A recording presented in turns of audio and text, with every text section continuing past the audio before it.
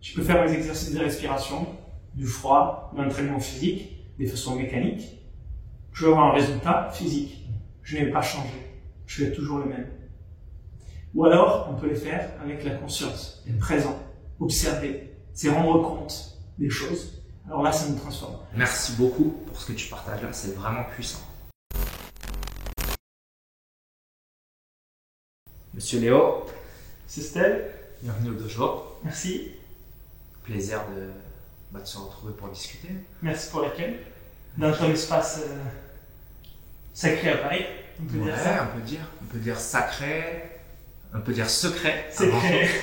Et sacré, oui, en tout cas, c'est comme un sanctuaire. Il a été pensé comme une bulle de paix au milieu de la matrice, au milieu du cœur des turpitudes parisiennes. Et là, on est vraiment au centre, dans le quartier d'Opéra, pas loin du Louvre et des Tuileries. Et donc cet espace, il a été pensé pour regrouper un peu toutes les pratiques que j'enseigne, qui sont une approche holistique de l'entraînement, du corps, de l'esprit. Donc il y a la partie là, sur laquelle on est centrale, tatami. Ce sont des tatamis d'ailleurs qui viennent du Japon, ce sont les mêmes que l'on retrouve dans les temples zen, tatamis sur lesquels on pratique donc le zazen, la méditation assise. Donc cet espace central dédié à la respiration, à la méditation, au mouvement, et puis après il y a des alcôves qu'on ne voit pas ici. Une alcôve avec tout ce qui est nécessaire pour la préparation physique. J'entraîne des athlètes professionnels aussi bien que plein de profils différents. Parce que tu fais plein de choses. Exactement. Et peut-être tu peux nous dire tout ce que tu fais. On va dire que mon background, c'est vraiment la préparation physique. Initialement, j'ai fait mes études notamment à l'INSEP, donc tout ce qui est préparation physique d'athlètes professionnels. Et puis la vie a fait que je me suis assez rapidement spécialisé vers tout ce qui était personal training, donc pas forcément que des athlètes professionnels. Donc plein de profils différents, sur des chefs d'entreprise, des personnes qui ont de grosses responsabilités. J'ai entraîné pas mal de personnes dans les milieux créatifs et notamment des artistes. Donc il y avait toute la partie aussi préparation physique, préparation plastique, pour des rôles, pour le cinéma ou différents artistes qui partaient en tournée, la scène, etc. Et puis en parallèle, j'ai un background avec les arts martiaux. Donc j'ai continué de pratiquer, d'étudier et on va dire que j'ai rassemblé au fil des années, au fil de ces années à transmettre, à enseigner, j'ai rassemblé la partie méditative, on va dire la partie plus spirituelle, la partie qui touche en tout cas à la présence, à la méditation, combiné avec la partie physique pour relier, en fait, reconnecter avec les parties plus ancestrales de ce qu'on avait dans les arts martiaux, dans le yoga, où le corps et l'esprit n'ont jamais été dissociés. Il y a toujours autant le physique que l'esprit, comme ce que toi tu transmets. Donc ça s'est assemblé au fil des années et aujourd'hui j'ai donc cette approche holistique où chaque séance, que ce soit dans un travail personnel, donc fait ici au dojo en personal training, que ce soit dans des retraites, des stages, des workshops, où il y a toujours différentes pratiques alliant respiration, arts martiaux, préparation physique, méditation, et puis après il y a des choses qui viennent en plus, mais qui sont dans la même famille, comme le mouvement.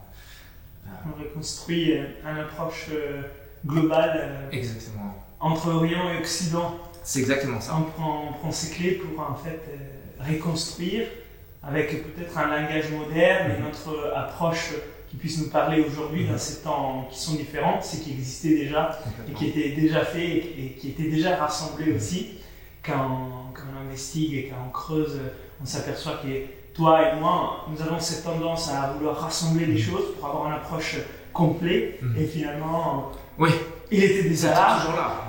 Exactement. Mais peut-être avec un langage différent, une approche différente, les timings n'étaient pas les mêmes, les temps qui étaient dédiés à ces pratiques n'étaient pas les mêmes, les contextes historiques n'étaient pas les mêmes.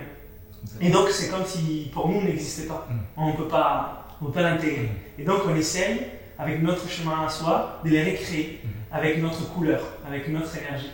Et ça je le trouve, pour moi en tout cas c'est important, pour toi aussi évidemment, parce que tu y es arrivé en partant d'autres pratiques qui ne sont pas les mêmes que moi j'ai fait. Finalement, on s'est retrouvé là au dojo et on s'est dit, on veut réunir corps, mental, esprit. Finalement, avec le cœur au centre.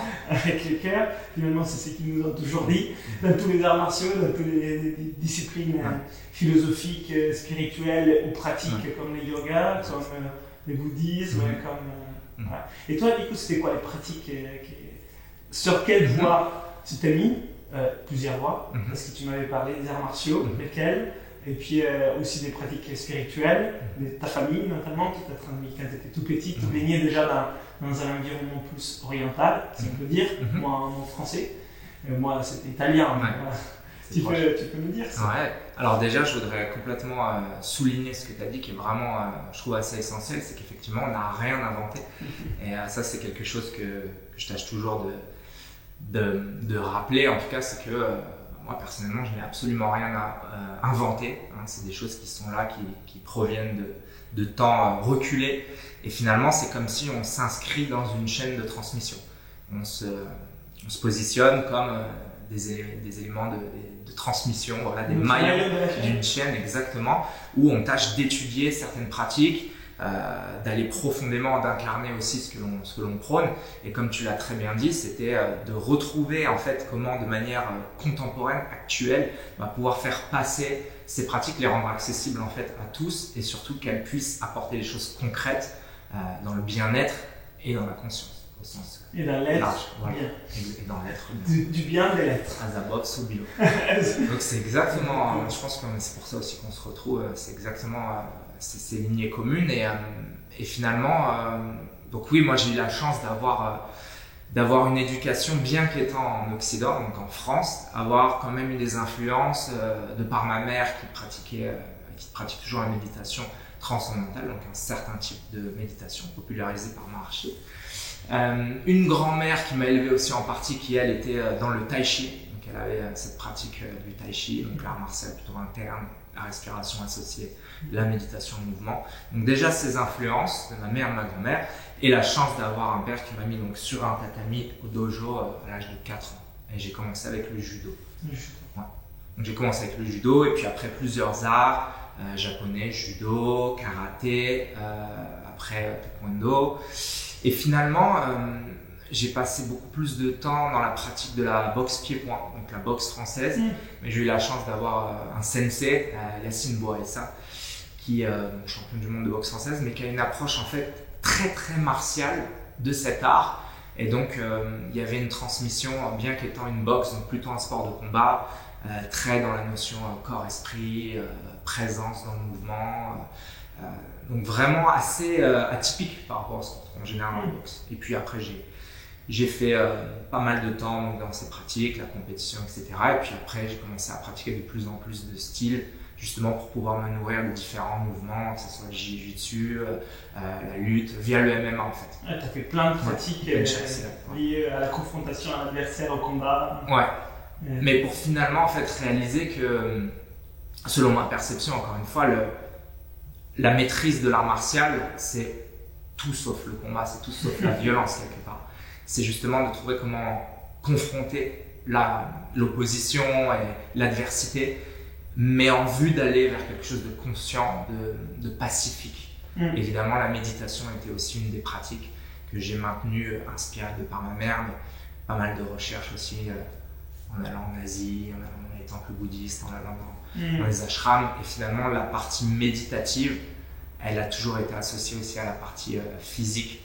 Donc l'art martial était quelque part une voie, plus que l'idée de gagner, plus que l'idée de devenir un combattant à part entière. C'était vraiment l'idée de pouvoir s'édifier en tant qu'être humain, pouvoir aller plus au fond et trouver comment libérer un potentiel et finalement contribuer autour de nous. C'est beau. Moi, quand j'étais tout petit, à l'âge de 5 ans, j'ai aussi été mis sur un tatami pour faire du karaté. Et je l'ai fait pendant quelques semaines, mais ça ne me correspondait pas quand j'étais petit. Je ne voulais pas me confronter à l'adversaire pour quelques raisons que je n'ai pas encore saisies.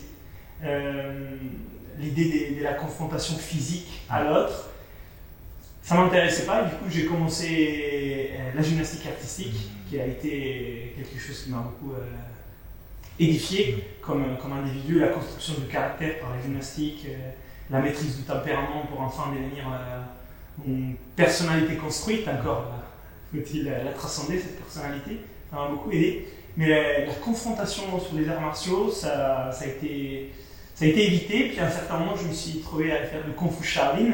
Alors le Kung Fu Shaolin, c'est un art avant encore d'être un combat, parce que faire des combats, des Kung Fu Shaolin, c'est assez rare finalement. Donc on s'entraîne pour faire des positions, pour faire des séries de mouvements, ou alors pour faire aussi des combats. C'est des combats artistiques planifiés, assez spectaculaires. Ça me convenait beaucoup plus. Et puis j'ai appris récemment que compétition, quand il y avait les Jeux Olympiques, la compétition avec, entre guillemets, un adversaire, mais la compétition c'était comme péter, c'est-à-dire aller avec quelqu'un quelque part. C'est-à-dire que l'autre était un véhicule pour ensemble aller vers, comme tu disais, l'effet des pouvoirs se construire. C'est dépassé par le sport, une confrontation physique ou autre chose, et il y avait d'ailleurs la lutte aux Jeux Olympiques et tout ça. Mais c'est quelque chose qui maintenant me parle un peu plus, et je me dis que j'aimerais bien reprendre le Kung Fu Shaolin et reprendre aussi cette voie-là, parce qu'elle est très profonde. Et j'ai jamais vraiment saisi sa profondeur, parce que je l'ai fait toujours un peu en plus de ce que je faisais. Mais je me dis, il y a peut-être maintenant quelque chose d'important aussi d'un point de vue de la respiration et aussi du point de vue du mental. Donc cette sphère-là me parle beaucoup. Et donc peut-être qu'on aura l'occasion de faire quelques pratiques ensemble tout à l'heure aussi. On pourra partager peut-être quelques exercices de respiration, mais toi aussi par rapport au tatami. Ça me paraît bien. Ouais, c'est un point central, la respiration dans les arts martiaux. Clairement, je pense que pour ma découverte de ce qu'impliquait la respiration, le souffle, la voix du souffle dans son amplitude, c'est-à-dire que c'est littéralement vital et central, j'ai pu le découvrir grâce aux pratiques martiales et d'avoir la chance d'avoir eu certains entraîneurs, certains sensei qui avaient quand même cette conscience, parce que c'est vraiment pas tous les entraîneurs qui sont forcément conscients de la manière de positionner le souffle. Et c'est vrai que ça a été la découverte justement avec les kiai dans le karaté, comment est-ce que dans cet expire associé à un cri, en fait c'est toute une libération du chi en un coin. Comment est-ce que on le retrouve aussi évidemment dans le kung fu, soit des respirations beaucoup plus enveloppantes et qui viennent aussi des parties du qigong qu'on peut associer au kung fu Shaolin, ça en fait aussi partie, en tout cas des arts Shaolin. Et avec des moments beaucoup plus explosifs où là on va libérer, on va concentrer toute son énergie et tout son souffle en un point précis, ou d'autres pratiques comme en Aïkido où c'est beaucoup plus une respiration constante qui va nous permettre de lier en fait et de ne jamais avoir de point de résistance et d'accroche et d'aller avec, d'accompagner le mouvement, d'accompagner l'énergie de l'autre pour la rediffuser. C'est encore un autre type de respiration. Et en fait, tout se recoupe, quoi. Ça fait le lien vraiment souffle et énergie. Et c'est beau parce que c'est corps, souffle, mais énergie aussi. Et comme dans l'approche de la respiration que je suis en train de développer maintenant, il y a l'approche physique qui fait une partie de tout. Il y a deux autres parties qui c'est l'approche énergétique, c'est-à-dire vraiment les liens entre respiration et énergie dans le corps, et puis l'approche spirituelle dans les arts martiaux.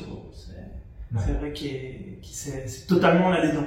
On voit la différence entre une confrontation physique, où il y a les corps, la matière, ou alors une confrontation énergétique. Et on peut le voir dans certains vieux vidéos qui sont tournées, par exemple au Japon, que j'ai eu l'occasion de voir, où on avait l'impression qu'il n'y avait presque pas de contact, qu'il y avait cette interaction sur notre corps, mais pas les corps physiques, les corps énergétiques justement. Alors dans les yogas on en parle, dans la tradition bouddhiste on en parle. C'est vrai qu'en Occident, ça fait un peu étrange, et par rapport à mon éducation qui était purement occidentale pour le coup, avant ça faisait pas sens. Donc je ne pouvais pas l'intégrer, ça faisait louche. Je comprends pas. Et si on ne comprend pas, on ne peut pas l'intégrer. Ça veut dire comprendre, pour moi, c'est l'intégrer en soi pour pouvoir l'appliquer. C'est pas dire ouais, je vois ce que tu veux dire, mais finalement ça reste à l'extérieur de moi. C'est une compréhension intellectuelle qui n'est pas vraiment l'intégrer. Et comme je ne pouvais pas l'intégrer, je ne pouvais pas les pratiquer. Donc si, pour moi, les corps énergétiques n'est pas quelque chose de réel, je ne peux pas travailler avec. Ça ne veut pas dire que je ne l'ai pas, ça ne veut pas dire qu'il ne fonctionne pas, mais je ne peux pas travailler avec de façon consciente. Et là, ça s'ouvre cet espace, je l'ai touché grâce à la respiration, mais pas que, notamment aussi avec la pratique avec le froid, parce que les mouvements de l'énergie et la chaleur peuvent être intimement liés. On le sait dans les tai chi, dans les qigong, mais quand on fait la méthode Wim Hof, comment l'énergie circule dans les corps, en lien avec sa respiration, et comment la chaleur travaille dans les corps, c'est incroyable. Et c'est avec Wim Hof qui aussi m'a permis justement d'ouvrir ces champs de possibles du corps, disons, à la sphère énergétique ou alors de la matière à l'énergie, de façon progressive, ce qui est vraiment important d'une vision du monde rationaliste, matérialiste et scientifique. Je devais y aller petit à petit pour ne pas exploser trop vite dans quelque chose qui pour moi était du goût. Et donc, ça m'a aidé de faire des pratiques pour comprendre et dire, ok, de façon concrète, cela, ça ne s'explique pas, mais je viens de les vivre. Alors il doit y avoir quelque chose qui peut l'expliquer, qui ne fait pas partie de ce que je connais. Et c'est comme ça que je me suis dit, finalement, il faut que je m'ouvre pour comprendre mieux tout ce que je vis. Et par rapport au froid, toi, tu connais aussi. D'ailleurs, tu étais récemment avec Wim Hof, donc on peut en parler. Avec joie, ouais. Avec joie. Avant de parler de cette rencontre avec Wim, bien, je ne peux que acquiescer et appuyer ce que tu as dit, qui est vraiment un point essentiel et je pense particulièrement important lorsqu'il s'agit de transmettre. C'est de rechercher très concrètement, déjà soit par les pratiques, par la compréhension, peut-être d'abord intellectuelle, et puis la laisser s'infuser. Et pour ne pas tomber dans quelque chose qui soit déjà pas réellement perçu, parce qu'effectivement, toute cette approche de l'énergie, des corps subtils, de l'interdépendance, de la relation avec l'environnement, des différents corps, ça reste quelque chose qui nous est assez qui reste abstrait, surtout en Occident, et puis on n'a pas grandi avec cela, on n'a pas été éduqué en ce sens. Même les arts martiaux ont été un peu dissociés de ça en Occident, et c'est vrai que tout comme toi, il m'a fallu du temps pour déjà pratiquer, voyager, se documenter, vraiment prendre le temps de le ressentir, de le développer, de comprendre en fait qu'est-ce que ça veut dire, qu'est-ce que veut dire le chi, qu'est-ce que ça veut dire énergie, pour pas rester dans des choses abstraites, ésotériques, comme tu dis, New Age, mais qui n'ont déjà rien de concret et qui surtout ne sont pas, n'apporteraient pas aux autres, parce que c'est le but dans la transmission.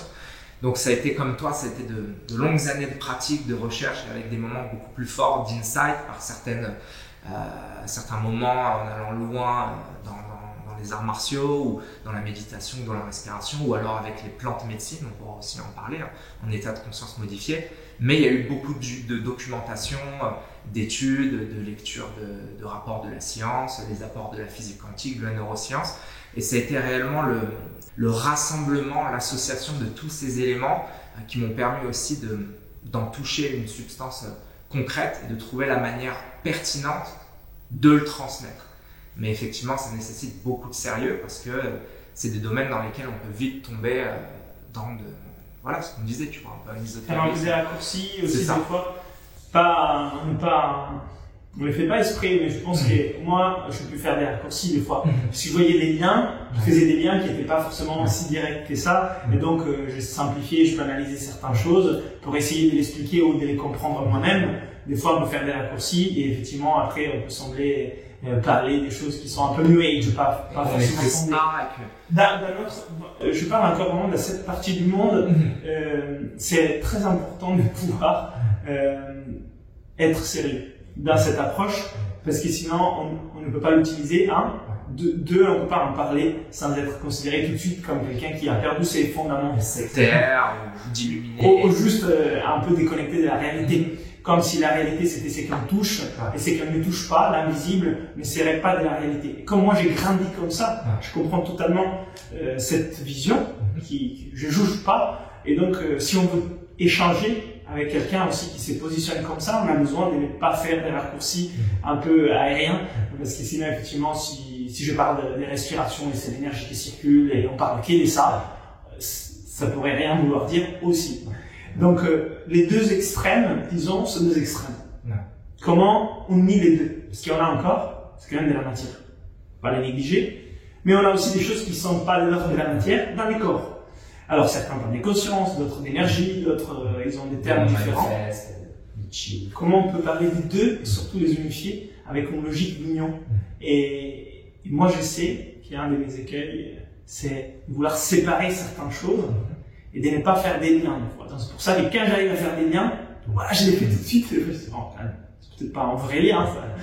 En tout cas, de pouvoir unir les deux approches, pour moi, c'est hyper important.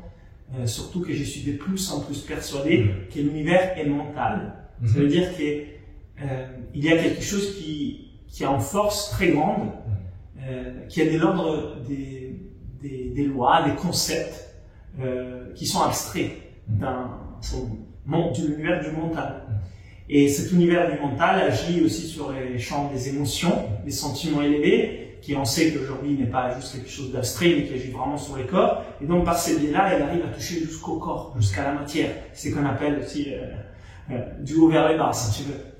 C'est difficile à expliquer, mais c'est quelque chose qui est documenté depuis très longtemps dans des traditions comme le yoga. Alors, voilà, ou d'autres traditions spirituelles. Et ce qui est beau, c'est qu'aujourd'hui, quand on voit les études scientifiques qui sont produites dans la sphère la science quantique, et la science quantique, ils utilisent des termes qui sont pratiquement les mêmes termes. Donc on pourrait dire, mais ça, est-ce que c'est une étude scientifique ou est-ce que c'est de la spiritualité? Non, c'est une étude scientifique, peut-être oubliée par les CRNS. Et c'est juste qu'on n'y a pas accès forcément tous les jours, parce que c'est pas notre métier.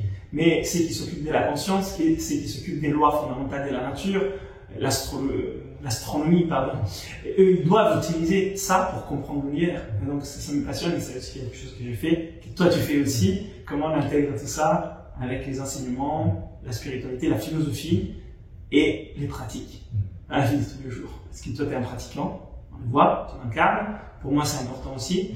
Des fois on peut se perdre dans la beauté des spéculations sans revenir au concret. Qu'est-ce que ça veut dire tout ça en fait dans la vie de tous les jours? Si on ne l'applique pas, c'est beau, on a échangé, on a pris un thé, et puis...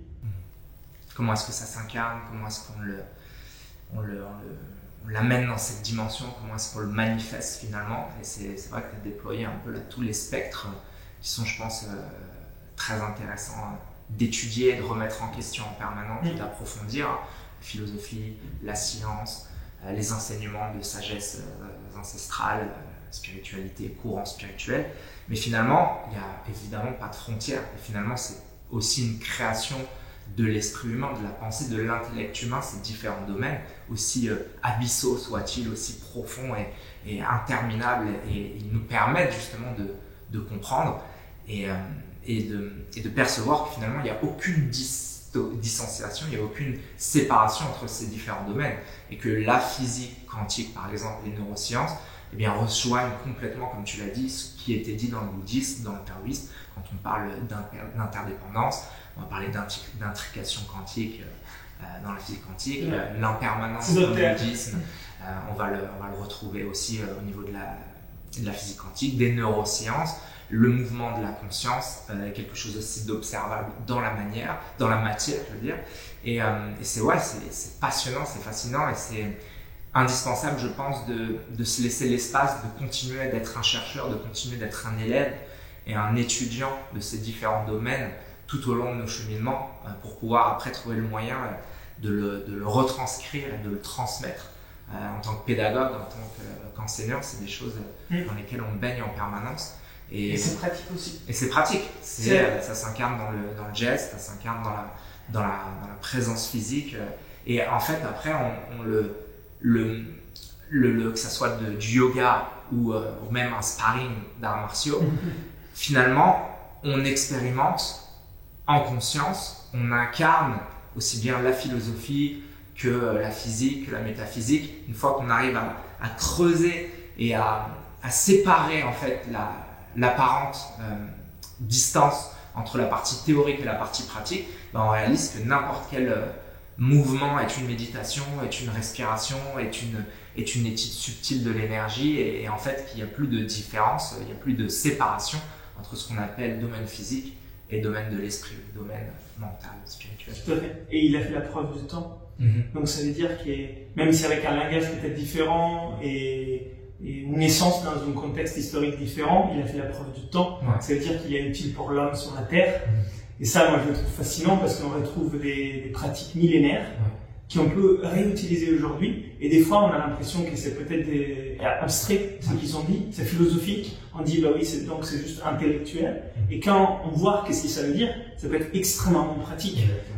Si on regarde ce qui est dit par le bouddhisme, c'est extrêmement pratique. Si on regarde les stoïciens, c'est de la philosophie extrêmement pratique. Si on regarde le yoga, on a l'impression d'avoir affaire avec un système spirituel inutile. C'est extrêmement pratique aujourd'hui pour corriger l'infinitude d'erreurs qu'on fait dans notre quotidien. Et je me dis, des fois, j'ai vraiment l'impression de juste dégager un peu la route pour arriver à quelque chose qui est déjà là et de découvrir absolument rien de nouveau qui n'était pas déjà en pleine vue.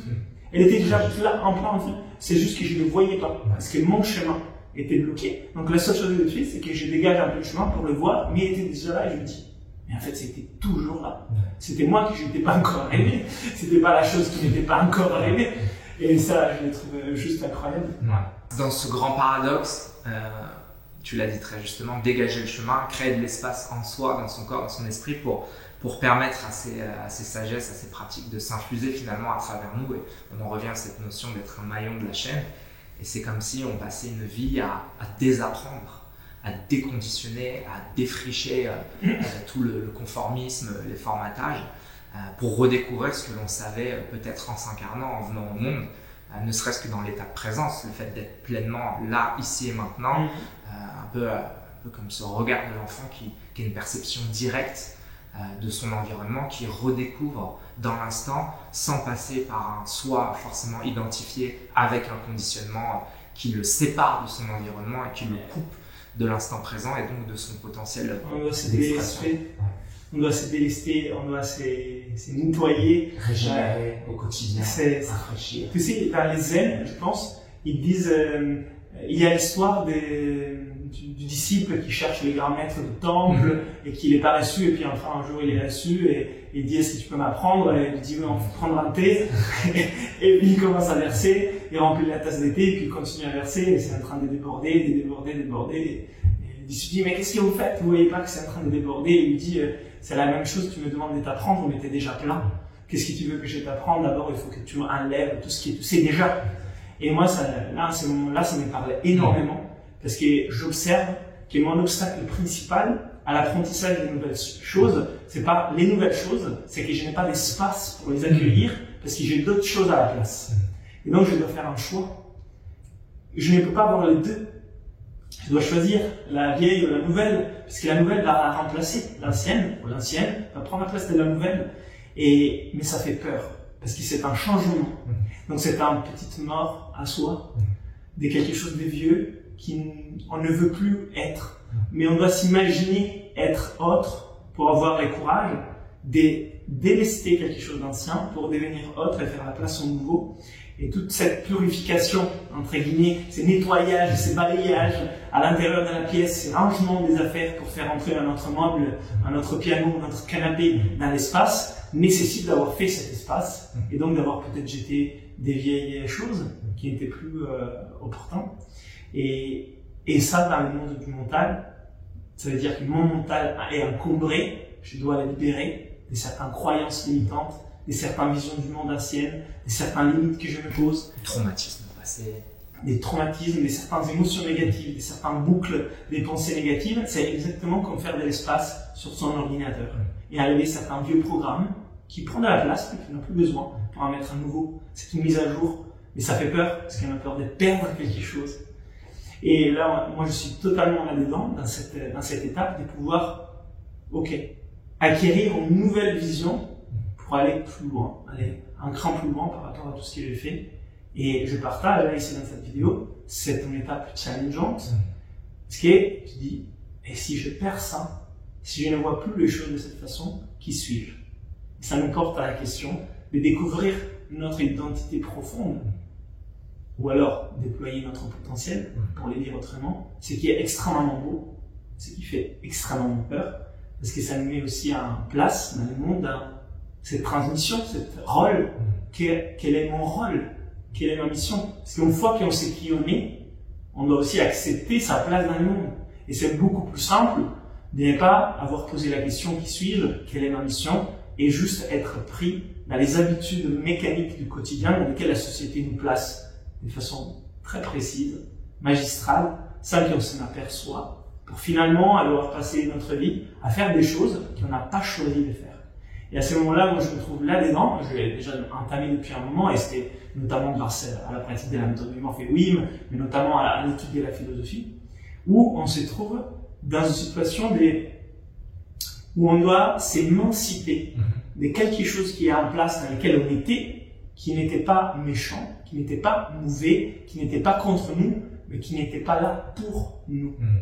Il était en train de juste nous tenir dans un rouage où on ne pouvait pas s'exprimer pour qui on était et déployer notre potentiel. Et donc c'est tout mon chemin, c'était le chemin, c'était le partage là, et l'étape est celle de ok, maintenant que j'ai compris que je dois en sortir, qu'est-ce que je dois délester, qu'est-ce que je dois libérer, qu'est-ce que je dois nettoyer pour devenir cette vision de moi que je visualise, pour prendre mon rôle, pour voir mon rôle. Et c'est beau, mais c'est challengeant. Et peut-être tu peux me donner quelques conseils par rapport à qu'est-ce qui t'aide dans ça, parce que ça peut être un peu abstrait là, tout ce que je dis. Moi, ce qui m'aide, c'est de faire des pratiques. Parce que finalement, les pratiques, c'est un processus qui t'échange, mais des pratiques conscientes. C'est qui ne m'aide pas de faire des pratiques mécaniques. Et je l'ai expérimenté. Je peux faire mes exercices de respiration, du froid, de l'entraînement physique, de façon mécanique. Je vais avoir un résultat physique. Je ne vais pas changer. Je vais être toujours le même. Ou alors, on peut les faire avec la conscience, être présent, observer, c'est rendre compte des choses. Alors là, ça me transforme. Moi, ça m'aide, mais peut-être que tu as ton autre approche à tout ça. Et je ne sais pas ce que tu partages. Merci beaucoup pour ce que tu partages là, c'est vraiment puissant. Tu as évoqué, je pense, des choses essentielles, des choses qui résonnent profondément en moi. Je pense que c'est ça aussi qui nous met en mouvement pour ce choix de vie, mais je dirais qu'il n'est finalement presque pas un choix, mais plutôt quelque chose qui était là à l'origine, lorsqu'on est venu s'incarner, ou quelque chose en tout cas qui était profondément présent en nous et qui nous amène sur ce chemin de chercheur, d'expérimenter, de creuser et par la pratique, et puis pour arriver à le transmettre. Et c'est ça bien, je pense, le point essentiel qui nous anime, hein, c'est pour rebondir sur tout ce que tu as dit.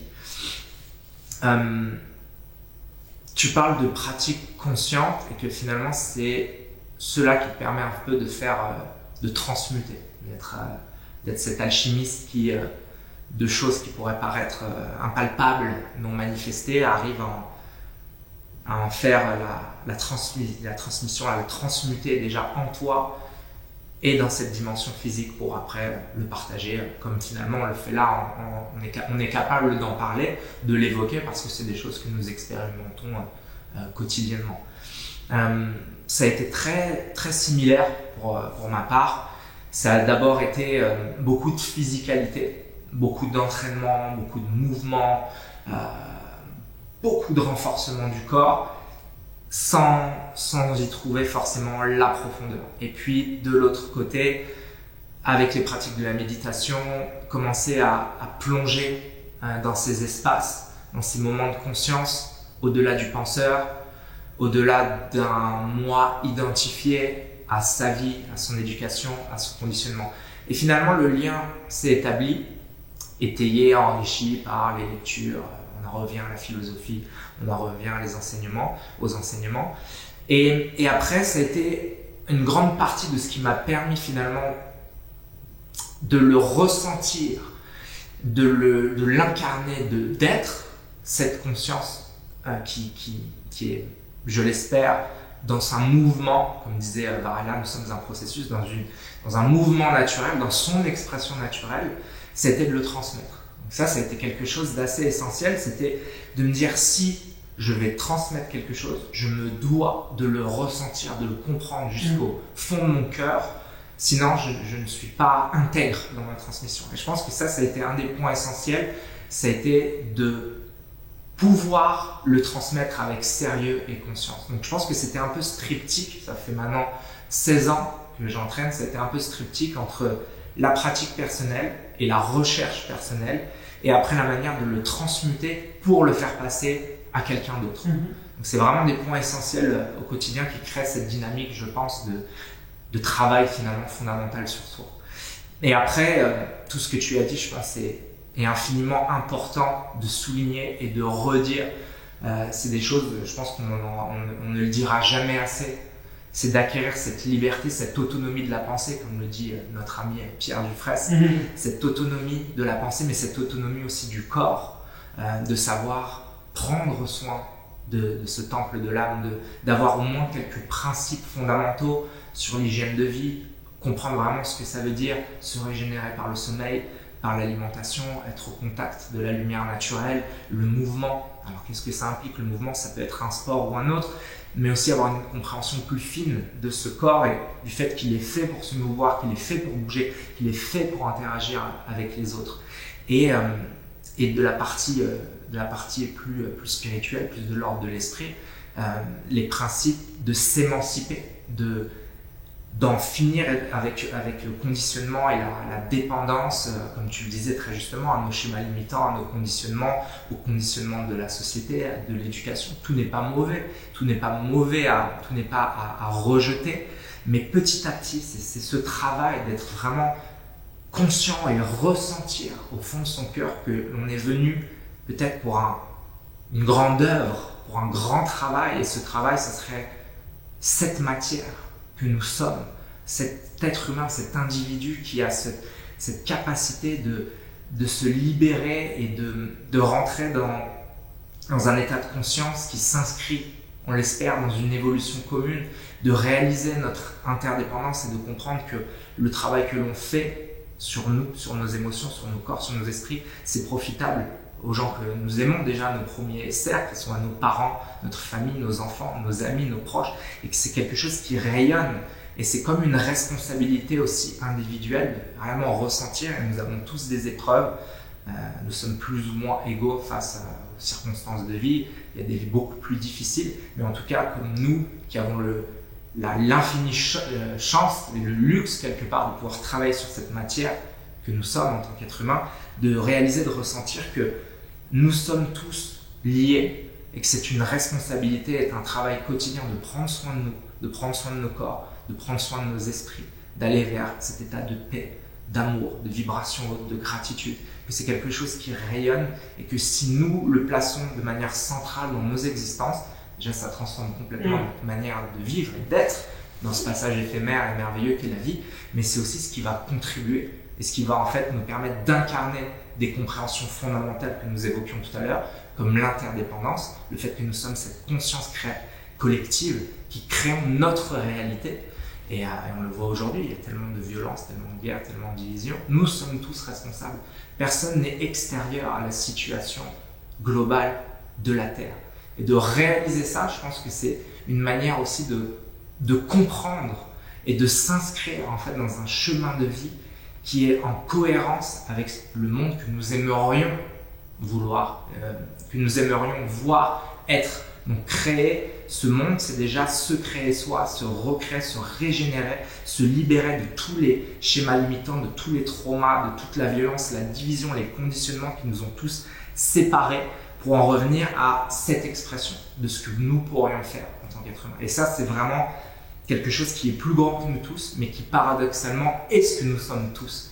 Et ça, c'est ce qui m'anime au quotidien, c'est cette mission de vie, cette mission d'âme, cette impulsion qui part du cœur et de la conscience, de se dire tant que je serai en vie, tant que je serai incarné, je tâche de me dédier pleinement à cette chose-là, de continuer de travailler, de libérer et d'aller vers une contribution. C'est en mission. C'est comme si c'était ta mission. Et peut-être pour nos amis qui nous écoutent, des fois ça peut sembler un peu notre monde, celui dont on parle, on dit oui mais vous êtes jeune, vous n'avez pas de famille, vous n'avez pas de boulot, vous n'avez pas de... Donc vous faites votre chemin, voilà, sans les contraintes et tout, mais de s'interroger un peu sur quelle est notre véritable mission ici, c'est quelque chose de puissant, même si ça peut faire déranger un petit peu, parce que ça nous demande de ces souvenirs, en quelque sorte, mais quelque chose qui est déjà à nous. Et tu sais, en Grèce, il disait la vérité, le mot c'était aletheia, c'est l'absence d'oubli. Donc on a accès à la vérité une fois qu'on arrête d'oublier. Ça veut dire que c'est déjà à nous, qu'on arrête d'oublier ce qui est déjà à nous, on a accès à notre vérité, à la vérité des choses. Et pour moi, c'est un questionnement important de se demander quelle est ma mission. Qu'est-ce que je veux accomplir? Pas juste faire, avoir. On ne parle pas d'accomplissement juste matériel. C'est en fait, quels sont les tableaux que je veux laisser avec ma vie sur cette terre. Et toi, on sent clair une mission qui s'inscrit dans une transmission de certaines pratiques. Donc, tu disais une chaîne, une lignée. Donc, tu prends des enseignements, tu les incorpores avec ta couleur, tu donnes ces mêmes enseignements. Moi, je parle souvent j'ai fait un bouquet des fleurs choisies. J'ai pris la fleur rouge, la fleur jaune. Et finalement, c'était des fleurs qui étaient là. Moi, j'ai rien fait de nouveau, j'ai juste mis ensemble. Et en respectant aussi les fleurs, parce qu'on ne les modifie pas. Ces fleurs, on les prend comme elles sont, on les met avec d'autres choses ensemble pour les partager avec notre couleur. Et donc, moi, j'invite à se poser cette question. Quelle est la contribution que je veux laisser? Et d'abord, on peut commencer, comme tu dis, dans les cercles restreints, ma famille. Et puis se dire mes amis. Et puis, peut-être se dire, au-delà de ma famille et mes amis, parce que là, on a un intérêt à les faire. Donc, c'est aussi un peu personnel. On le fait aussi parce que ça nous fait du bien. On veut faire du bien à des gens auxquels on veut du bien. Les étincelles initiales. C'est la bonne démarche à suivre. Parce que tu parles d'amour. Et des fois, c'est très abstrait. Mais moi, je pense que ça m'a aidé de comprendre qu'il y a au moins 3 formes d'amour. Il y a 3 mots. C'est 3 mots grecs différents. On a Eros, l'amour-passion. Je désire quelque chose parce que je ne l'ai pas. Et donc, je l'aime. Je le veux. Et donc, ça peut être un amour qui nous porte à nous dépasser, à trouver des moyens, des choses pour combler, aider l'autre, parce qu'en fait, l'autre, on les désire, parce que c'est une partie de nous qui nous manque. C'est une forme. Platon, on en parle beaucoup dans les banquets, de ces formes d'amour qui est Eros. Et puis, il y a une autre forme qui est mentionnée, c'est Philia, c'est l'amitié. C'est vouloir du bien à quelqu'un, pas forcément parce qu'il nous manque, ou parce qu'on le désire, c'est parce qu'il est notre père, il est notre frère, il est notre sœur. Et en fait, on est mu par un amour de vouloir du bien. Tiens, je veux du bien pour toi. Alors, c'est toujours un peu proche de nous, parce qu'en fait, comme c'est notre ami, comme c'est quelqu'un qui est important pour nous, on veut que ce soit bien pour lui, parce que ça nous fait du bien. Et ce philia, c'est déjà l'amitié. Aristote, on en parle beaucoup. Et puis, il y a une troisième forme d'amour, c'est agapé. Et je pense que tous les parents ici l'ont eu pour leurs enfants, c'est l'amour inconditionnel. En fait, c'est juste donner et c'est donner sans attendre rien en retour. Et ça, c'est la troisième forme d'amour. Et ça, c'est un peu la quête spirituelle de tous les chemins, des spiritualités, où en fait, on les fait parce que c'est bon, parce que c'est juste, mais pas parce qu'on veut un retour. Et voilà, on les fait, comme on dit dans la Bhagavad Gita, qui est un des tests des landes sacrées, très important, on dit, en fait, tu as le droit à l'action, mais pas au fruit de l'action. Ça veut dire que tu as le droit à faire du bien. Tu as le droit à donner de l'amour, mais tu n'as pas le droit à demander quelque chose en retour par rapport à cette action. C'est dur, dans le sens que, en fait, moi je fais du bien, je veux bien recevoir du bien. Mais en fait, c'est de faire ça qui nous apporte, dans le sens où c'est intrinsèque, c'est immanent à la chose, c'est à l'intérieur de la chose, c'est pas transcendant, ça vient pas des autres choses à l'extérieur, ça vient de l'intérieur de nous. Et ça veut dire que si nous on exprime l'amour, on reçoit de l'amour par l'intérieur de nous. Et des fois, on ne le comprend pas trop, parce qu'on est mu par les désirs, les attachements. Et je voulais revenir à Wim, parce qu'on va en parler là. Si on regarde les premières vidéos de Wim, avant qu'il soit célèbre, il avait déjà fait des records, il avait déjà fait des choses, et les journalistes l'interrogeaient sur mais pourquoi tu fais tout ça?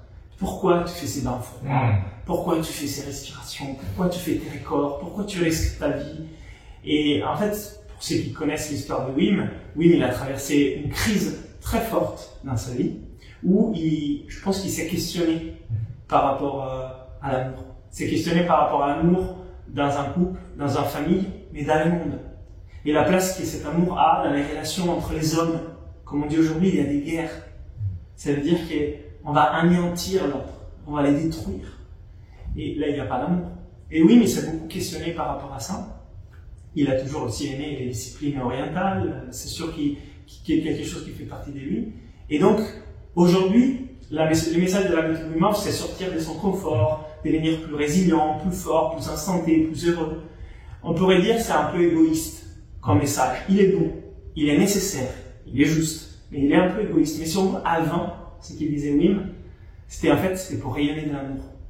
Il disait que tout soit fort, que tout soit heureux, que tout soit instanté, pour que ça soit les véhicules pour exprimer le plus grand amour que tu puisses exprimer. Parce que quand tu es occupé par ta maladie, par ton manque d'énergie, par ton malheur, si tu veux émaner, en fait, ça va être difficile. Et si tu veux exprimer de l'amour juste pour l'exprimer, pour les donner aux autres, ça veut dire que toi, tu es déjà dans une place où tu te sens comblé. Et donc, la méthode Wim Hof vient de ça. Et c'est marrant parce qu'on fait des bains froids, on fait des respires, on fait des positions de yoga, on fait des méditations, mais finalement, on revient à ce que tu as dit, c'est l'expression de l'amour.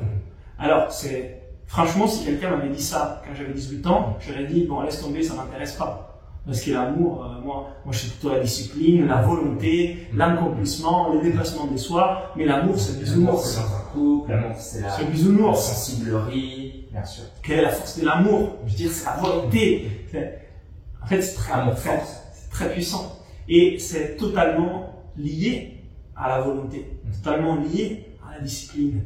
Parce que si on n'a pas d'amour, qu'est-ce qu'on va faire sans amour? Qu'est-ce qu'on va faire de difficile sans amour? Si on n'a pas l'amour pour quelque chose, si le moteur intérieur en nous n'a pas d'amour, quelle force on peut puiser? On peut puiser la force de la volonté, de la discipline, mais est-ce que ça va durer? Je ne suis pas sûr. Et si on a beaucoup d'amour, mais on n'a pas la volonté ou la discipline, est-ce qu'on pourra faire des choses vraiment durables? Ça va faire un peu par ici, un peu par là. Donc finalement, on a besoin des deux. On a besoin de la nécessité, de la volonté, de la discipline et de la force de l'amour. Et quand on associe la nécessité de la force de la discipline et la force de l'amour, ben là, on peut accomplir ce qu'on veut accomplir à notre mission. Et j'aimerais bien que ça puisse être entendu comme quelque chose de concret et pas juste comme quelque chose d'abstrait, de se questionner quand on fait quelque chose, d'où ça vient à l'intérieur de moi? Est-ce que je l'ai fait parce que j'ai de l'amour et de la nécessité pour faire ça? Ou est-ce que je l'ai fait parce que j'ai en contrainte? Est-ce que je l'ai fait parce que quelqu'un m'a demandé de le faire? Est-ce que je l'ai fait parce qu'il semblerait bien de le faire? Ou est-ce que je l'ai fait parce que ça me parle de l'amour et de la nécessité? Alors là, il y a toute autre force, notre action, notre mission, notre entreprise, notre transmission. Et je ne suis pas du tout là à être 100% dans la nécessité et l'amour de ce que j'ai fait, je le reconnais totalement, mais je vois que quand ça ne fonctionne pas, je me questionne, c'était pas très bien, c'était pas à la hauteur, ça n'a pas fonctionné. Et je regarde est-ce qu'il y avait la nécessité, est-ce qu'il y avait l'amour? Ben souvent la réponse est non. Soit les deux n'étaient pas là, soit un des deux n'était pas là. Et donc, je l'ai fait, ça venait parce que ça venait de l'extérieur, ça m'a passé. Donc c'est peut-être une question qui peut aider par rapport à notre questionnement de quelle est ma mission, qu'est-ce que je suis en train de faire, est-ce que j'agis par rapport à des moteurs intérieurs d'amour et de nécessité. Ce sont des questions, à mon avis, pratiques. Pratiques, fondamentales, indispensables. Et comme tu l'as dit, par exemple, on a choisi ces voies d'expression de ce que l'on aime, de ce qui ce qui fait sens et qui émane de cette partie profonde, essentielle que nous avons en nous, qui nous amène à être mis en mouvement, à avoir la force et la vitalité pour exprimer, pour générer certaines choses. Et on a des voies d'expression qui nous sont propres et qui se ressemblent. Mais pour tout le monde, chacun a sa propre voie d'expression. Et c'est ça la beauté de la multiplicité, la beauté de la diversité de tous les individus. De chaque être a sa propre manière d'exprimer, chaque être a sa propre note à jouer dans cette grande symphonie de la vie et il appartient à chacun de le découvrir de par soi-même. Tout ce qu'on dit là, et c'est important de le rappeler encore une fois, ça n'a rien de dogmatique, c'est justement tout le contraire. C'est de partir de ces questionnements profonds, fondamentaux et de ressentir en fait qu'est-ce que je veux exprimer, qu'est-ce qui me fait vibrer, pourquoi est-ce que j'ai de l'amour. Qu'est-ce qui me met profondément en mouvement, hors de justement ce conformisme ou des choses qui ont été un peu choisies par défaut ou par continuité on en revient à un formatage, à du conformisme, et justement retrouver cette force, cet amour-force de s'exprimer, de trouver sa voie d'expression, quelle qu'elle soit, et elle peut être multiple. Un meilleur parent pour ses enfants, et puis quel que soit l'art, le métier, la création, quel que soit ce dans quoi on s'investit, le moteur, l'énergie première, c'est cet amour. Et c'était super important, je trouve, que tu le redéfinisses, parce que l'amour, c'est pareil, c'est un mot comme Dieu qui est chargé, c'est pas neutre. C'est pour ça qu'il faut prendre effectivement ces mots, le divin, l'amour, avec beaucoup de précautions, parce que ça a été chargé par les religions, les dogmes, la pensée un peu courante et réductrice. Mais c'est qu'on n'a pas aussi trouvé de mots plus puissants pour exprimer ce que serait cette force fondamentale de la vie qui met tout en mouvement, qui nous permet de nous transcender, d'aller au-delà. L'amour, on pourrait aussi le définir comme quelque chose qui réduit les espaces, qui réduit l'espace entre toi et moi, qui réduit l'espace entre chacun d'entre nous. C'est, comme tu l'as dit, de partir de ce sentiment que l'on peut éprouver pour un enfant, pour un parent, et pouvoir l'extendre, le laisser en fait se répandre dans tout ce qui nous entoure. Les autres, même pour les personnes avec qui on n'a pas forcément d'affinité, mais d'avoir cet réel amour altruiste, inconditionnel, et sans attendre, de ressentir. L'amour, c'est aussi le synonyme peut-être de conscience, de ressentir par son cœur concrètement que l'autre fait partie de la même expression naturelle, de la même expression fondamentale de l'univers. Nous sommes la même forme de vie, même si dans des corps apparemment séparés, apparemment dissociés, nous émanons de cette même source. Et bien, l'amour, ça serait aussi cette conscience de cette essence commune que nous partageons, et de pouvoir la laisser. Alors c'est pas du tout difficile, c'est pas du tout facile, je veux dire, c'est loin d'être quelque chose d'instinctif presque pour un être humain, mais nous avons cette capacité d'aimer, et c'est certainement la part la plus gracieuse, la plus merveilleuse, et celle qui donnerait du sens à la vie, même s'il ne faut pas forcément chercher toujours un sens à la vie. Hein, comme disait Camus, la vie n'a aussi peut-être pas d'autre sens que d'être vécue, mais l'aimer justement pour ça, pour ce mystère, mais cette capacité que nous avons à aimer, c'est aussi cette capacité que nous avons à réaliser des choses immenses. Donc ça, c'est vraiment quelque chose, je pense, comme tu le dis, à placer dans chacune de nos actions. Cette force, cette capacité à être totalement dépassé en fait, par quelque chose qui est cette énergie bien plus grande que nous en tant qu'individus, et à la laisser se répandre autour de nous dans toutes les formes de vie, animale, végétale, l'environnement et évidemment les autres. Et ça, comme tu dis, c'est quelque chose de très concret, de très dans la matière, avec, on va dire que tout part de là quelque part. C'est l'expression du potentiel qu'il y en a en soi. C'est la réponse, potentiel. La réponse à toutes nos questions, à tous nos mots MAUX, souffrance psychologique, mentale, tout ce qui nous divise, tout ce qui nous pose problème, la racine de ça, c'est cette ignorance d'être relié, d'être un, et de laisser la lumière de l'amour, la lumière de la conscience percer ces ténèbres de l'ignorance que nous avons tous en nous. Quand je dis ignorance, c'est vraiment une ignorance au sens de ne pas ressentir ce contact subtil que nous avons tous les uns avec les autres, ou pour ce que l'on veut exprimer dans cette vie. Et je pense que, comme tu l'as très bien dit, c'est vraiment des questions fondamentales et concrètes qu'il faudrait pouvoir se reposer en permanence pour trouver la direction, le cheminement. C'est les messages que tu partages du yoga, et dépasser la séparation. C'est yoga de la racine yoga qui veut dire union. On ne sait pas quelle union avec l'univers. D'abord, il y a l'union en soi, puis l'union avec les autres, puis avec la nature, puis avec l'univers.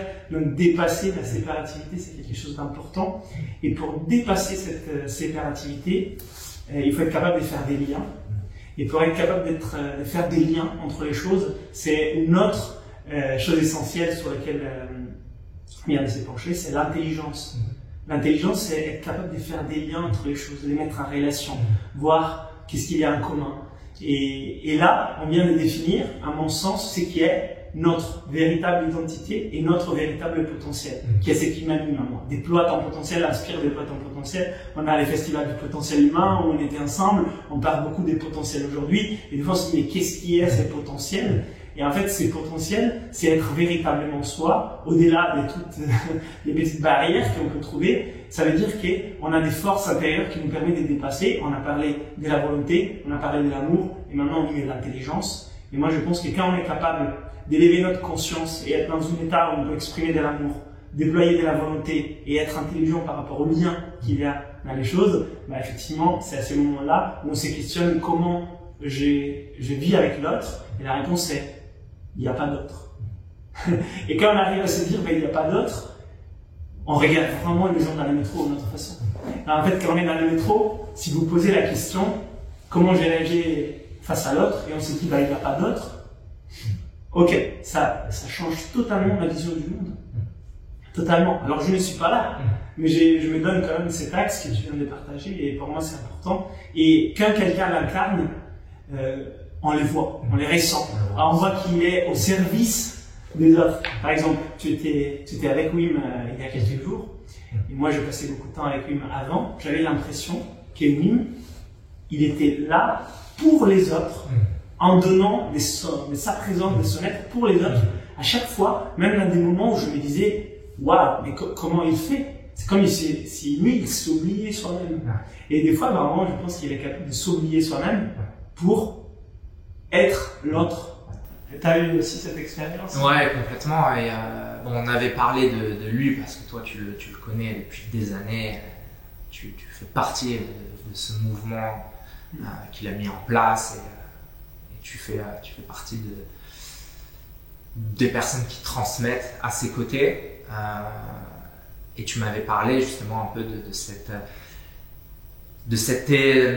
énergie, de cette capacité qu'il avait en fait à être comme ce vecteur et à rayonner sur les personnes autour de lui. Et c'est vrai que je l'ai ressenti tout de suite. Il l'incarne, ça fait partie, je pense, mais très clairement des grandes personnalités aujourd'hui à notre époque qui de manière très concrète incarnent ce message, ce chemin de vie, cet amour-force, comme tu disais, l'amour qui est d'être en pleine santé, d'avoir de la force et d'être capable de l'exprimer, de le faire rayonner autour de soi. Il est complètement dans ce chemin de vie, dans un peu cet archétype que j'aime bien utiliser de guerrier spirituel, même si ça peut paraître paradoxal d'employer le mot guerrier, voilà, guerrier lumière, si on reprend cette image de Paulo Coelho, voilà, guerrier pacifique, où on sent qu'il est totalement à corps et âme. Et il est passé par ces ténèbres. Et il en a forcément encore en lui. Il y a toujours une part de ténèbres, mais qui finalement nous amène à être au cœur de la pratique quotidienne de l'altruisme. Je fais juste la petite parenthèse avec ce que tu disais dans le métro. On parle de pratique, mais la pratique, c'est clairement pas que être dans le dojo, être dans le bain froid. Ça, ce sont des cadres bien privilégiés pour aller chercher ces sensations, cette force, ces états. Mais le plus concret, c'est de s'observer soi, d'avoir cette conscience sur nos faits et agir, notre manière d'interagir dans l'environnement. On peut avoir les plus grands concepts d'altruisme et d'amour et s'observer soi-même en jugeant autour de soi, en cédant un peu à l'énergie, un peu, par exemple, si on reprend cette idée du métro, un peu dingue, un peu lourde, où les gens sont tous fermés. Mais c'est là, en fait, que la pratique concrète, c'est quand on est dans le conflit avec nos proches, dans le conflit avec quelqu'un que l'on ne connaît pas. Finalement, la pratique concrète, là où elle prend le plus de sens, c'est dans ces challenges du quotidien, c'est dans ces situations difficiles du quotidien. Et je pense que Wim, il a aussi ramené ça de manière très concrète. On a le froid, on a la respiration, on a la méditation, ces outils pour comprendre, pour ressentir, pour réaliser notre potentiel, la force de la nature, la force de Mère Nature, comme il dit, qui s'exprime à travers nous parce que nous sommes une expression, et de pouvoir le transposer à toutes les dimensions de nos vies, à nos traumas, à nos problèmes de santé, à la maladie, à la manière dont on interagit avec le monde entier. Et c'est réellement sa force, et je pense d'avoir rendu des choses un peu inaccessibles, abstraites, très concrètes et très pratiques. Dans la vie de tous les jours. Exactement. Et d'avoir fait le lien avec des pratiques ancestrales avec notre monde moderne et notre société occidentale. Oui, en expliquant avec la science, en faisant des études, en étant sa propre cobaye, en se mettant au service de l'humanité en quelque sorte, parce qu'il a sacrifié aussi beaucoup de choses pour persévérer dans cette voie, et je pense qu'il était un missionnaire dans le sens qu'il avait une mission d'aide. Et ça, on le voit clairement. Et pour revenir donc à la méthode Wim Hof et à Wim Hof, qui a été un de mes maîtres, que je respecte beaucoup et je remercie et je ressens beaucoup de gratitude vis-à-vis de ce qu'il fait et qu'il a fait et qu'il fera. Tu nous raconteras dans un instant que tu étais avec lui, c'est des moments privilégiés, tu as eu vraiment une belle occasion. Mais je voulais revenir aux pratiques de la méthode Wim Hof, parce qu'aujourd'hui on en parle beaucoup. Et je vais vous donner une autre approche de la chose qui va être un peu plus difficile à cerner et peut-être à accepter. Et je le vois beaucoup dans mes étudiants, parce que c'est vrai que ça fait 7-8 ans que j'ai fait des stages de la méthode Wim Hof, et d'abord c'était moi que je faisais ces pratiques. J'ai vu par où je suis passé, je vois les étudiants par où ils passent. Et avec quelques milliers de personnes qui sont passées, je vois quelque chose qui est important de mentionner, mais qui est plus de l'ordre de devenir soi-même, et pas d'acquérir des moyens. Donc là, je vous partage cette question. Quand vous faites un bain froid, quand vous faites une douche froide, quand vous faites une respiration, quand vous faites une position de yoga, quand vous faites une méditation, pourquoi vous le faites?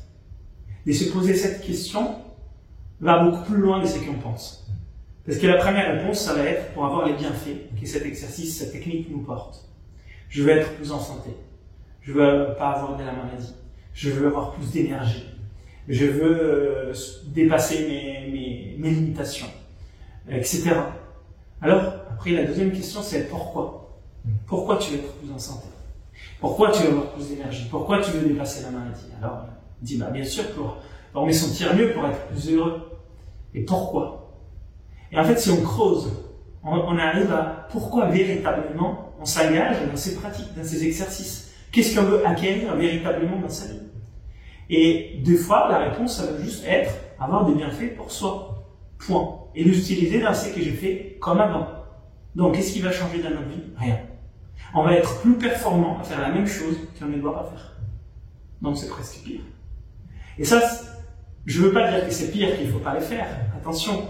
Je veux juste dire qu'on peut se tromper en pensant que la pratique de ces exercices, ça suffit à elle-même. Elle est la réponse. Mais elle est que dalle, ce n'est pas la réponse. Et ça peut même nous tromper. Et moi, j'ai commencé comme ça. J'avais ma vie, je faisais ces exercices pour aller mieux dans ma vie. Mais je n'avais pas changé ma vie. Mais en fait, je les faisais véritablement en réalité, si je creusais, pour changer les choses dans ma vie. Mais en fait, je n'étais pas en train de les changer. Après, heureusement, en associant l'observation de ce qui se passe, l'étude de la philosophie, en ayant aussi des maîtres qui peuvent nous donner des conseils, des sensei, des personnes plus âgées, des grands-pères si vous voulez, c'est ce que vous voulez, je me suis dit, en fait, tout ce que cela me donne, c'est l'opportunité d'avoir plus d'amour, de volonté et d'intelligence pour changer ce qui doit changer véritablement dans ma vie. Et l'objectif en soi, c'est pas être capable de faire 5 minutes de bain de glace, c'est pas être capable de faire en apnée des 10 minutes, aux 5 minutes, c'est pas être capable de faire plus des pompes, faire une position de yoga compliquée. Moi, je le fais véritablement pour devenir plus humain, pour accomplir mon destin, pour me rappeler, en quelque sorte, de qui suis-je véritablement. Et en quelque sorte, ça va m'aider à contribuer, à jouer mon rôle, à prendre ma place. Parce que si cela ne contribue pas autour de nous, il faut se questionner. Ouais, complètement. Et c'est quasiment...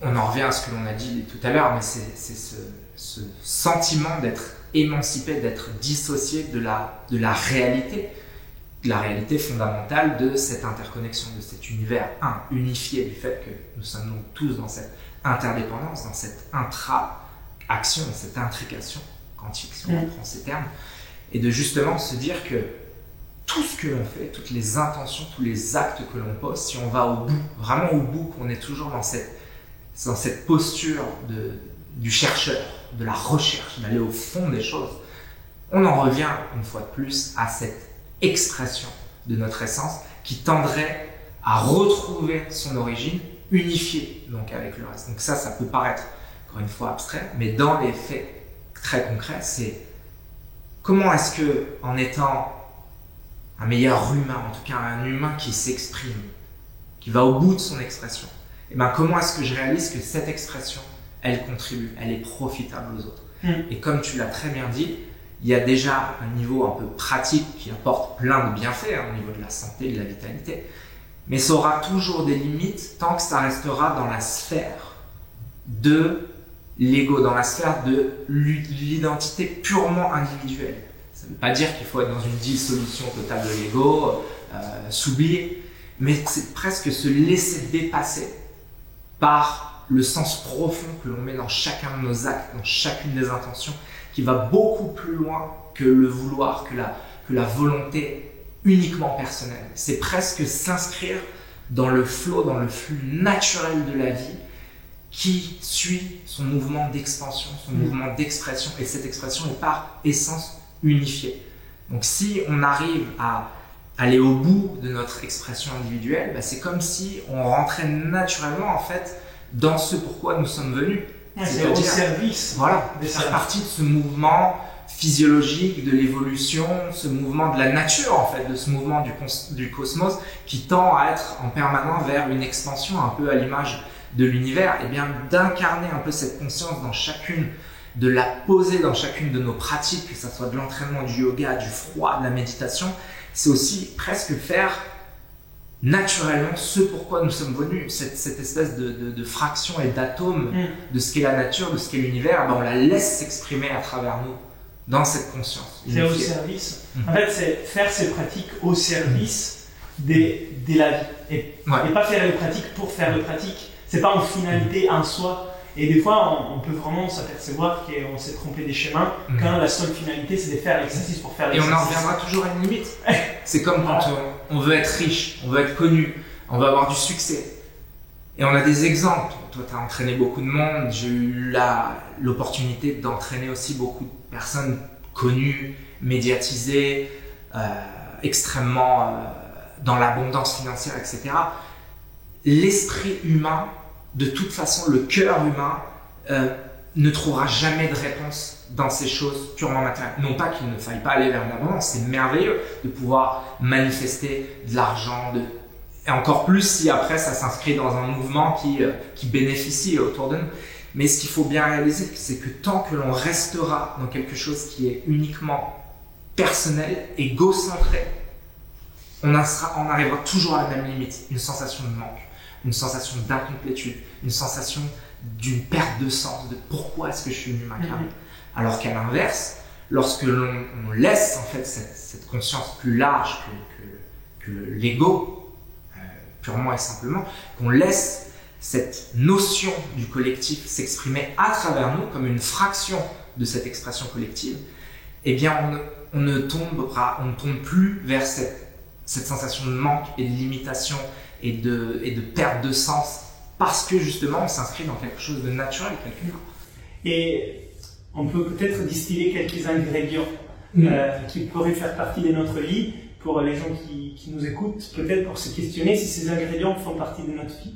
On a mentionné une recherche continue, une investigation qui nous amène à découvrir, à chercher, à pratiquer, à ouvrir notre horizon, à regarder le monde autrement. Donc ça, c'est un ingrédient, à mon avis, important qui doit être là. Notre ingrédient important sur lequel on a beaucoup échangé, c'est l'identité, la quête de l'identité. Qui suis-je? Quelle est ma mission? Quel est mon véritable potentiel? Comment je peux l'exprimer? D'apprendre à se connaître. On a mentionné un autre ingrédient important qui est la générosité et l'amour. En fait, de partager, c'est que nous, on arrive à construire avec les autres pour que ça bénéficie aussi autour de nous.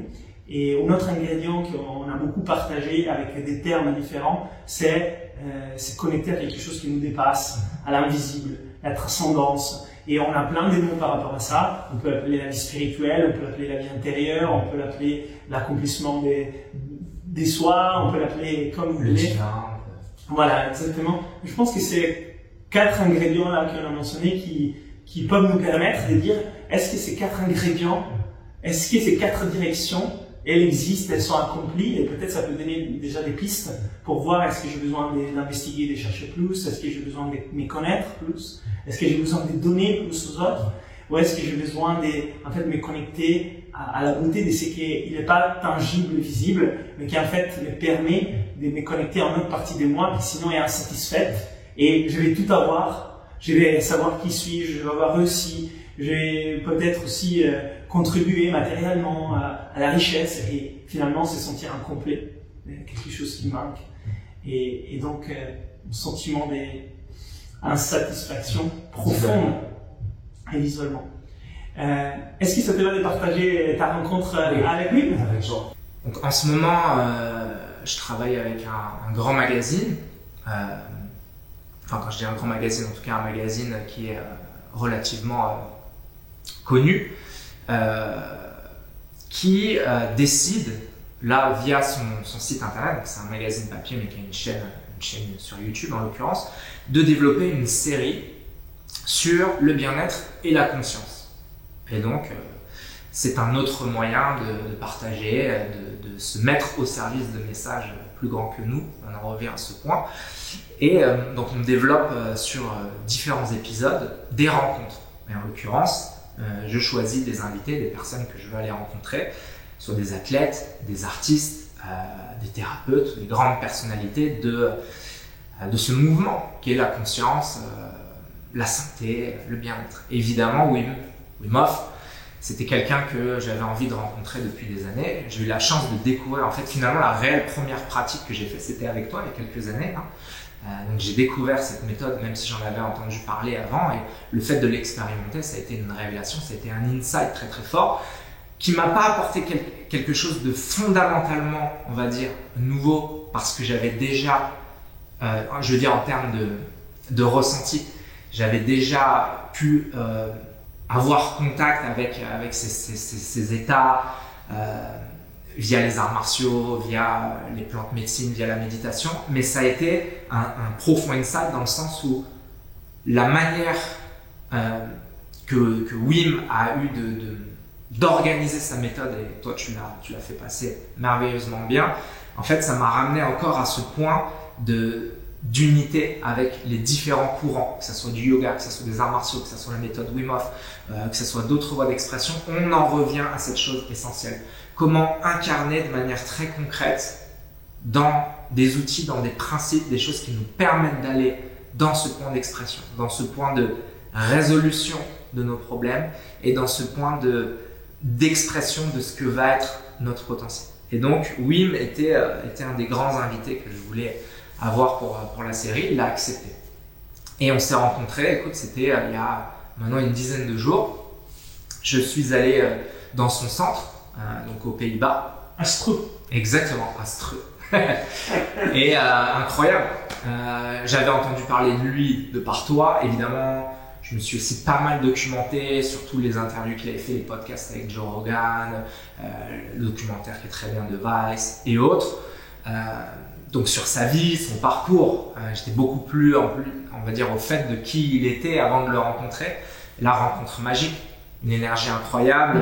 On arrive, il pleuvait, il arrive avec son petit camion Bob Marley à fond, One Love, et il sort en poncho, juste avec son petit short. Il pleuvait à torrent ce jour-là, ciel gris, etc. Et on est vraiment, il y a son frère qui est là aussi, mais on est vraiment que tous les deux. Tous les deux avec l'équipe de tournage donc avec qui on organise cette série.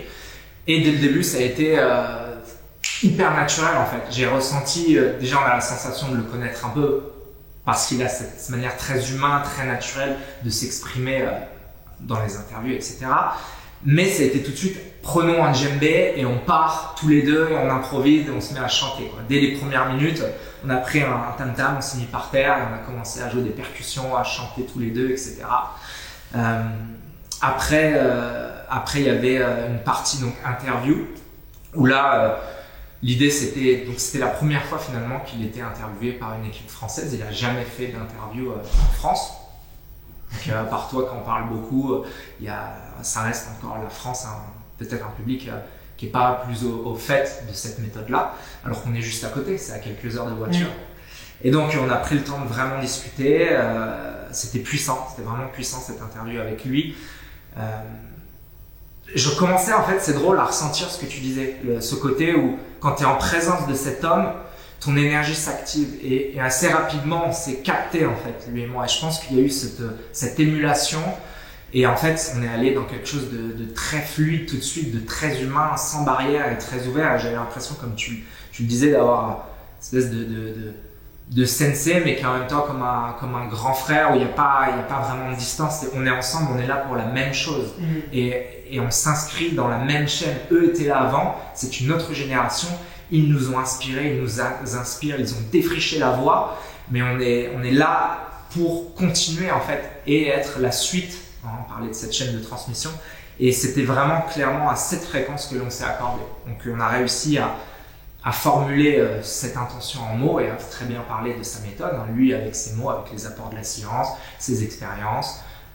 Voilà, on verra ce que ça donnera au montage. Et après on est passé à la pratique. Ah, bah alors la pratique. Je vais tâcher de faire court parce que honnêtement cette journée m'a profondément marqué. C'était tellement riche humainement, tellement fort, tellement puissant cette rencontre que ça fera, je pense, partie des jours mémorables pour longtemps. On est passé à la pratique, donc on a commencé par tout ce qui était les pompes en apnée. Il aime bien ça. Il adore ça. Mais il y avait ce côté où on s'est mis tout de suite en t-shirt sous la pluie, torse nu, et on se regardait et on était comme des enfants Vraiment, je retrouvais ce que je retrouve avec les frères, avec les amis quand on fait des tarifs, comme on dit, des entraînements durs. C'est « Oh les gars, on va s'entraîner quoi. On y va. » Et lui, il adore ça. Il adore s'entraîner dur, c'est sa passion. Il fait ce qu'il aime, il est là. Donc on s'est envoyé des séries de pompes en apnée. Je sais plus combien on en a fait, mais on était comme des fous. Sous la pluie et l'énergie, on se poussait mutuellement. Et puis j'adore être au contact de maîtres. Hein, même si on est chacun nos propres maîtres, il y a réellement des gens qui ont une sagesse, qui ont un vécu exceptionnel comme lui. Donc je m'étais réellement mis dans cette posture de ceinture blanche, si on prend cette image martiale, de recevoir. Voilà, c'est-à-dire que j'y vais aussi en tant qu'expert pour partager avec d'autres experts, c'est un peu le thème de cette série, mais évidemment, il faut savoir se mettre aussi en posture d'élèves permanents, surtout de personnes qui ont tant à transmettre. Donc c'était magnifique en fait de se laisser porter par quelqu'un comme lui, surtout quand toi, la plupart du temps, c'est toi qui es dans cette position d'entraîner, de transmettre. Et ça, c'était très, très agréable de pouvoir se pousser à aller chercher ses limites. Vient la partie de la respiration. On va dans une de ces yourtes et évidemment, la respiration Wim Hof, je la pratique depuis des années, pareil, découvert avec toi et puis mis en pratique, mis en place. Elle fait partie des choses que j'intègre très régulièrement avec mes élèves, ici même au dojo, dans la transmission. Ça fait part de la pratique. Mais là, encore une fois, tu te dis, bon là, je suis avec Wim Hof, je suis avec le sensei, et on est juste tous les deux, il va me guider dans cette respiration. Eh bien, je vais y aller à fond. Je mets aucune barrière, même s'il y a les caméras, les choses, on verra bien, advienne que pourra. Donc, il faisait hyper chaud, on sortait d'un temps humide et trempé dehors, et là, on rentre dans cette yourte chauffée, je m'allonge par terre, et il commence à guider. Et on commence à round, 2 rounds, 3 rounds, et ça va de plus en plus loin. Et en fait, au 4e round, je pense, je suis allé tellement loin dans la pompe. Tu connais, hein. Aller tellement, tellement loin, son énergie, sa présence, notre énergie à tous les deux, en synergie. Je suis parti, je sais pas, je peux pas le dire. Je sais que l'équipe, elle a eu peur. Je suis devenu bleu, etc. Mais du vécu interne, jamais été aussi loin dans des états de conscience modifiés, auto-induits. Déjà approcher ces dimensions-là dans des méditations très profondes ou avec des plantes comme l'ayahuasca ou avec la psilocybine dans des cérémonies bien particulières. Mais là, il y a eu cette expérience de dissociation, de dissolution dans le tout, de lumière, d'enveloppement, de séparation entre mon corps et le reste de l'environnement. Donc, je commençais à sentir presque une sortie de corps en fait. Donc, un état avec des images, des fractales, des géométries, aller très très très très loin dans la respiration. Mais la sensation était infiniment bonne et puissante. Donc j'ai adoré l'expérimenter, aller aussi loin et me laisser porter par lui jusqu'au bout de ce travail de respiration. Hyper fort. Moi je pense que ça c'était vraiment un peu le climax de mon vécu, d'avoir cette presque sortie de corps, cette expansion de conscience par le souffle. Et puis toute l'équipe qui était un peu un peu, comment dire, surprise forcément, même limite choquée par ce qui s'était passé, parce que ça peut être impressionnant les manifestations que le corps donne dans les respirations. Ah, lui, il est habitué. Voilà, il est habitué. Non, lui, il était complètement tranquille. Moi aussi, j'étais complètement tranquille. Mais bon, voilà, je pense que ça fait aussi partie des choses que j'avais envie de montrer et de partager pour l'épisode. Donc très très fort la respiration. Tout de suite après, la dernière, je me remets. On a un bel échange tous les deux. Eux, ils étaient là avec leurs yeux, mais nous, on était complètement dans quelque chose qu'on connaissait, qui fait partie de la pratique aussi. Alors, c'est pas des choses à rechercher. Ça s'est manifesté parce qu'il y a eu un lâcher-prise et une intention de liberté et d'aller au bout de la pratique.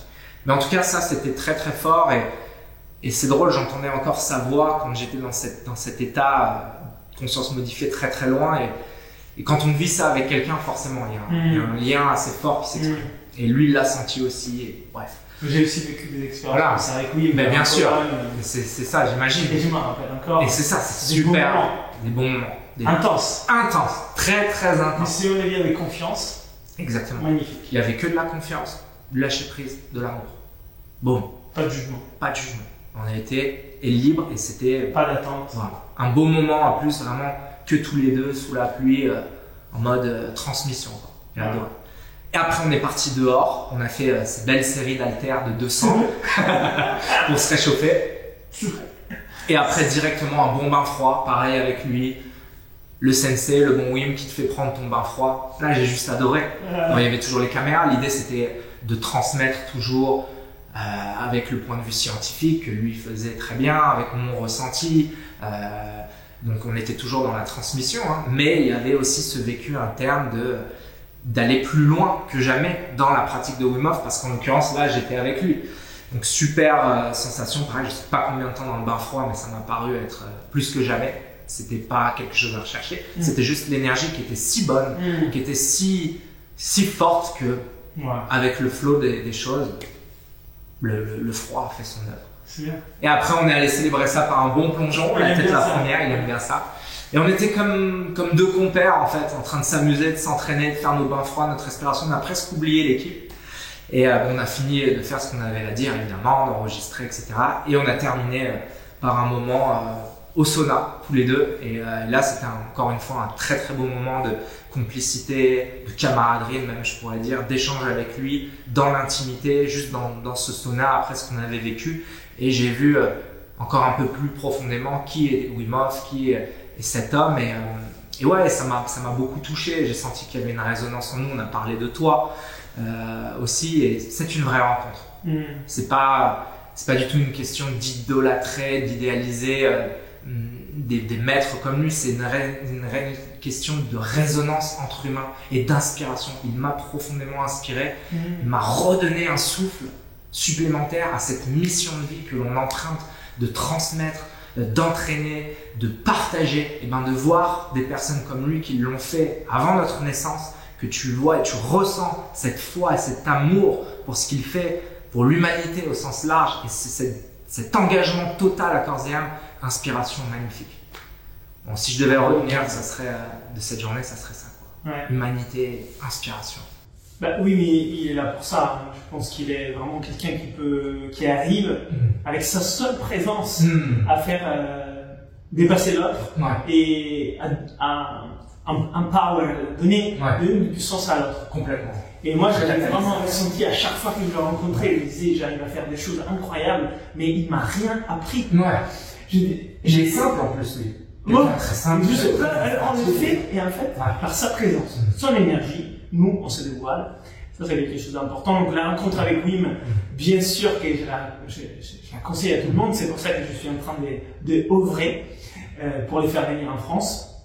Parce qu'il n'a jamais été là. Et il veut être là, mais c'est la redit d'ailleurs. Voilà, il était là dit. Donc, j'espère que bientôt on l'aura en 2024 pour que tout le monde puisse la rencontrer et partager une journée avec lui, parce que ce sont des beaux moments. Et moi, je me rappelle toujours ces moments que j'ai pu vivre tout seul avec lui, dans sa maison en Pologne, au milieu des forêts, à côté de cette cascade célèbre, avec son sauna, sa petite baignoire dehors, en béton cassé, et la beauté en fait de ces moments de partage avec lui, et ces sentiments des chances de pouvoir vivre ces moments qui sont super simples.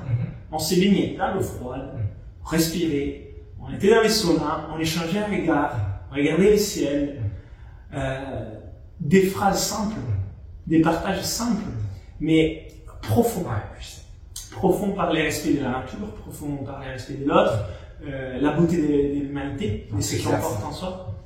Et là, je pense qu'on exprime la meilleure partie que nous avons en nous-mêmes. Et tout à l'heure, tu disais, quelqu'un qui a une grande lumière et aussi des parties d'ombre qu'il a su maîtriser.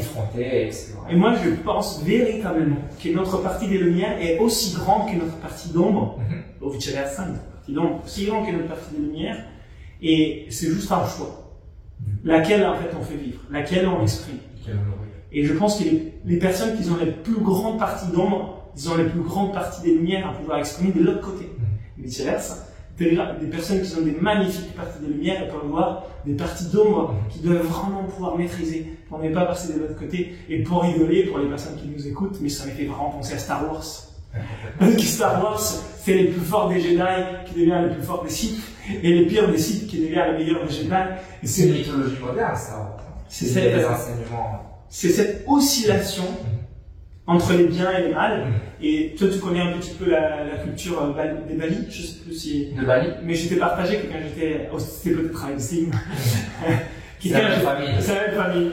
Et quand j'étais à Bali, j'ai échangé avec des masseurs, guérisseurs et les chamans, comme vous voulez, de là-bas. Ils font partie de leur culture. Et on échangeait, ils me parlaient de leur culture, de ce qu'ils font avec la magie et tout ça. Je leur disais, mais attends, comment vous êtes en train de me dire qu'il y a des mages noirs chez vous? Ça veut dire des gens méchants qui font de la magie noire?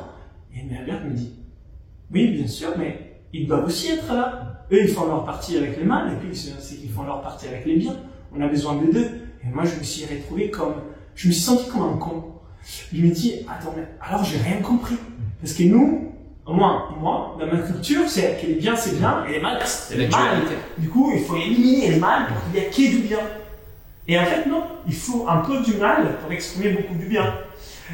Dans l'idéal, ou alors, il faut qu'il y ait un peu de bien pour contraster beaucoup de mal.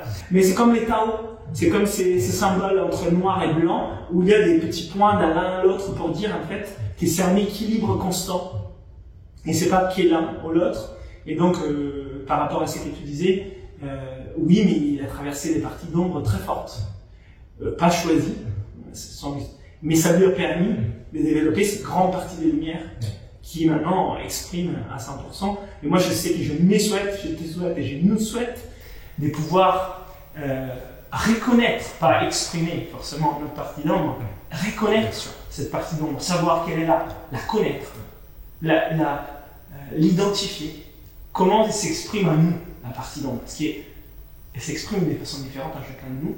Et quand on reconnaît ça, l'autre partie, c'est notre grande vertu, c'est notre grande partie des lumières. Et donc, si des fois on se retrouve qu'on manque de courage dans ce qu'on exprime, ça veut dire que notre grande partie, ça peut être un grand courage. Si on se retrouve à être égoïste dans le sens qu'on veut le bien qu'il soit, on peut être capable de vouloir les biens de tout le monde. Et si on raisonne de ces termes pour aller chercher toujours la partie des lumières correspondantes à cette partie d'ombre qu'on a reconnue, c'est là quelque chose d'incroyable. Et c'est là où la pratique de la méthode Wim Hof, je la vois aujourd'hui. D'aller voir dans mes pratiques, pas forcément tout de suite ma force, mais d'aller voir ma faiblesse dans la pratique, dans le sens, quelle est la partie d'ombre que je peux apprendre à connaître, à identifier grâce à cette pratique. Et quand j'identifie cette partie d'ombre, d'aller voir qu'en fait il y a la partie de lumière de l'autre côté. Et ça, aujourd'hui, ça me parle beaucoup, et c'est pour ça que je pratique. Pour développer plus de compréhension de mon identité, pour suivre un chemin qui va, de façon inévitable, s'ouvrir sur d'autres pratiques. Et c'est pour ça qu'effectivement, avec Inspire, je partage énormément par rapport à la méthode Wim Hof, mais quand on fait un stage, il y a plein d'autres pratiques que je fais faire, parce qu'ils m'ont aidé à moi à pouvoir continuer à avancer. Et on a la chance, en fait, dans la méthode Wim Hof, d'avoir déjà quelque chose d'extrêmement large et complet. Parce qu'étayé par la science. L'effroi, c'est énorme, ce qu'on peut faire, mais la respiration, tu en parles des choses qui sont hyper puissantes. Et l'univers du mental, tu as passé Tu as parlé du Pantamatmé, de cet esprit d'union, d'être dehors et se sentir fort, du sauna et de l'intimité, c'est tout l'univers du mental. C'est déjà énorme. Mais effectivement, il y a les mouvements, il y a les liens avec la nature, il y a les liens avec l'homme, il y a des pratiques yogiques, il y a voilà, la méditation, je ne sais pas si je l'ai dit, mais il y a vraiment des choses qui se rejoignent toutes. Qui se rejoignent toutes. Et c'est là où j'invite tout le monde, au moins les personnes qui nous écoutent, à pouvoir faire leur chemin d'investigation de tout ça et des pratiques pour voir en fait quel est l'élément qui est important pour eux maintenant. Ouais. Parce que moi je sais que dans ma pratique, j'ai commencé par les froids, non, j'ai commencé par les mouvements, parce que j'étais gymnaste, ça m'a beaucoup marqué, puis le Kung Fu Shan. Mais après, avec la méthode du monde, c'était le froid qui est rentré dans ma vie et ça m'a fait totalement changer des visions du monde. Et j'ai été comme un fou par rapport au froid. J'explorais tout, je faisais aussi toutes les erreurs qu'il ne faudrait pas faire. Et le froid était une partie très très importante de ma vie et je suis en train maintenant d'interroger toute cette partie-là parce que je me dis, tout ce que j'ai appris là dans le froid, je vois que maintenant je suis en train de les vivre avec la respiration. Et en fait, ce univers de respiration que je suis vrai. Et je me dis, après la respiration, je suis sûr que ça va partir de l'univers du mental. Parce que je vois que ça... Et puis après l'univers du mental, on va voir encore qu'est-ce que c'est. Donc cette invitation en fait à pouvoir explorer les parties qui nous parlent maintenant, avec cette question derrière des pourquoi je le fais véritablement. Bravo. Voilà, pour ces partages. Bon, en tout cas, j'ai hâte de voir ces images à la maison de Wim. Tu pourras me partager les liens. Ouais, bien sûr, je te partagerai. On va faire tout en sorte, c'est pareil, hein. Moi je lui ai redit à Wim d'être à tes côtés, en tout cas si je peux t'aider à faire en sorte que ça se fasse aussi pour l'événement que tu organises. Ça peut être vraiment beau d'être des milliers en France, après aussi à côté de Wim, et je sais que Wim aime la France en plus, il est jamais venu. Il aime aussi l'Italie, il n'est jamais venu, donc après peut-être ça sert à l'Italie. Poser cette intention, rendre accessible cette transmission, cette énergie au plus grand nombre possible. Et ouais, au-delà de ça, ravi de cet échange. Merci pour tout, cher Léo. Merci beaucoup. Et on en fera d'autres. Tu pourras me partager d'autres fois de toutes tes rencontres que tu as fait, parce que tu m'as partagé de très belles. Il y a d'autres rencontres avec notamment un maître Shaolin, on pourra en parler. Les Shaolin. Voilà, et puis d'autres expériences, les chamans. On en reparlera avec joie, mais je pense que de toute façon, on en reviendra toujours à ce même point. Il n'y a pas de séparation, ni entre ce que toutes ces voies peuvent nous enseigner, nous faire découvrir ou redécouvrir. Et il n'y a pas de séparation entre tous ces domaines de nos vies. L'entraînement, la manière de se comporter, là où on investit du temps, de l'énergie. Et bien, lorsqu'on réalise que tout ça est unifié, éventuellement on invite la conscience différemment dans tout ce que l'on fait. Et c'est aussi une invitation que je réitère pour ceux qui nous regardent aujourd'hui, c'est d'affiner sa sensibilité à la vie, au pourquoi est-ce que j'exprime ceci ou cela, ou qu'est-ce que j'aimerais réellement exprimer du fond de mon âme, du fond de mon cœur. Parce qu'il y a une justesse, il y a une justesse, qu'elle soit l'intelligence ultime de la nature, que ce soit notre âme, peu importe, je dirais que c'est pas quelque chose à définir, que c'est clairement pas quelque chose d'intellectuel, mais voilà, de se poser cette question jour après jour. Où est-ce que j'ai envie d'aimer? Comment est-ce que j'ai envie d'aimer? Qu'est-ce qui est ma propre expression dans cette vie? Comment est-ce que je peux contribuer?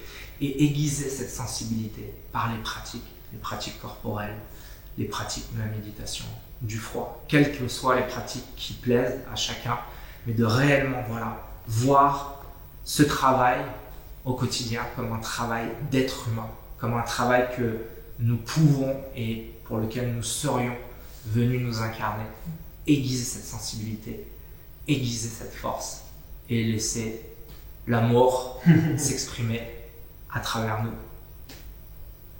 Avec humilité. Avec humilité et ouverture. C'est cette... Comment on fait dans les dojos, les fronts au sol? On peut faire comme ça.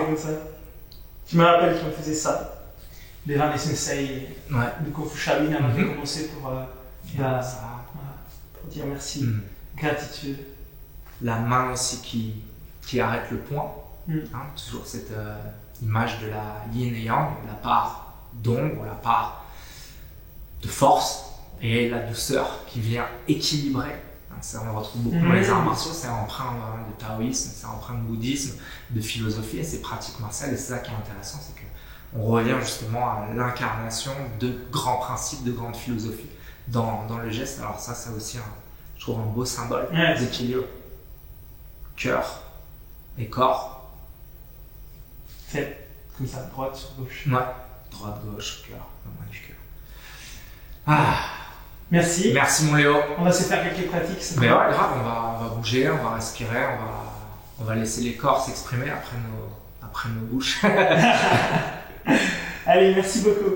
Oh, c'est partage. Merci à toi. Hi.